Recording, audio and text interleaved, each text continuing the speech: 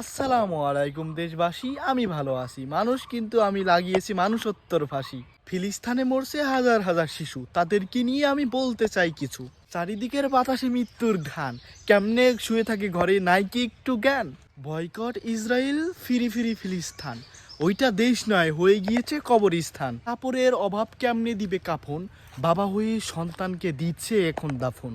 মুসলিমরা নাকি ভাই ভাই, তাহলে ফিলিস্তিন আর গাজার সাথে আজ কেন কেউ নাই? আমাকে যুদ্ধর ময়দানে পাঠাও, দিব আমি রক্ত। আবেগ না দেখিয়ে ভিতর থেকে হও একটু শক্ত।